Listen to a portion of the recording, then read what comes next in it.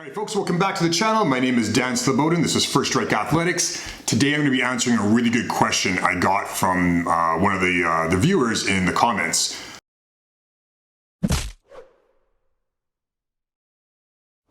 And it has to do with running, lifting weights, and nutrition. So these are big topics. I'm fairly well versed in them, but I don't think I know all the answers. I don't think I necessarily have the right answer for everyone. So by all means, if you have additional information you would like to provide in the comments, please do so. Just provide some actual evidence, a study or some sort of data to back what you're saying. So we're not all just kind of going around in circles talking about anecdotal things, okay? Now the question comes from Timothy Freeman, and it goes like this. How do I do strong lifts if I'm running 5 miles every day? Isn't the cardio going to deplete my glycogen stores and so therefore making my lifts, squats, deadlifts, bench, suffer? It's a really good question, and there's a few different ways to approach this depending on what your goals are, where you're at right now. Are you really, really strong or do you have really good cardio? You might have a different way of doing this or approaching this. My way of doing this was to always do weightlifting first, thereby using up my glycogen, and then doing zone 2 style cardio. So not super intense cardio after my weightlifting workout, where my glycogen would be depleted, but I'd be able to use my fat stores to fuel my run. So I think that's a really good starting point for most people. But again, this is gonna kind of depend on where you're at. Maybe you want to compete in fighting, and your coach is one of those coaches who's like, you gotta run. If you wanna fight, you gotta run. That's a very standard thing. You might just wanna focus on running and not even really worry about lifting weights. Or maybe you do your run and then you do your weights lifting at night, right? Get the cardio done first, because that's the priority, that's the main thing. So you wanna make sure that's done right away, first thing in the morning if you can, and then do some weightlifting at night. There's a ton of people in Thailand that do tons of running. Most Thai fighters that I know will do at least 5 miles. I think it's like 8 to 10 kilometers, which is like 5 to 7 miles every morning. And then they go and hit the pads after and they're smashing the pads. They're not doing deadlifts and bench press, but they still have a lot of energy to produce really forceful motions.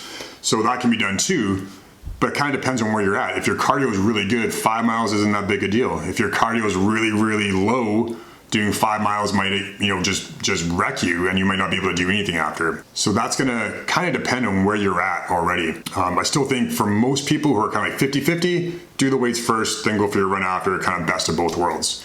But if you're competing, cardio is gonna be way more important to you than your bench press or your deadlifts, right? Cardio is a weapon in the ring or the cage. So you wanna make sure that that's on point. So a few different things you could approach this with. Let's just go over a couple ideas here. You want to get good at cardio, run first thing in the morning, go hard, get that out of the way, lift weights later on in the day. Later on, in the evening, 5 or 6 p.m. or something like that. If you go for an early morning run, so you have 12 hours to recover from that, you're going to be pretty good to go for lifting weights. Go for a long run in the morning and just do one lift. If you're running every single day, you could just pick a different lift to do each day. Maybe one day you do deadlifts, another day you do bench press, Wednesday you do squat, Thursday you do rows or something like that. So you're able to at least maintain your strength, and you're not gonna suffer that way where you're still increasing your cardio. That's another way of doing it. Another way of doing it would be to alternate. One day lift weights first, go for a run. Next time, go for a run, then lift weights. Another way to do it would be doing light runs Monday, Wednesday, Friday with weights, and then bigger runs Tuesday, Thursday, Saturday.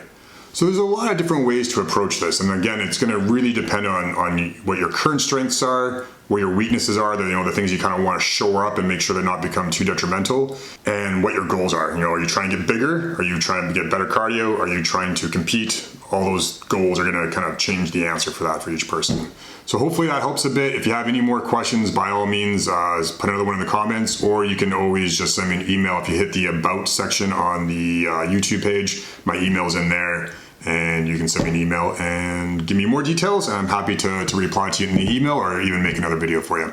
So hopefully that helps. Cardio is very important, being strong is very important, but knowing what you need and the best way to get there is the most important thing. There is no one right answer for everyone. I wish there was. It'd make my job a lot easier. I probably wouldn't have a job because everyone would just know what the answer is, and that would be it. So anyhow, hopefully that's helpful for you.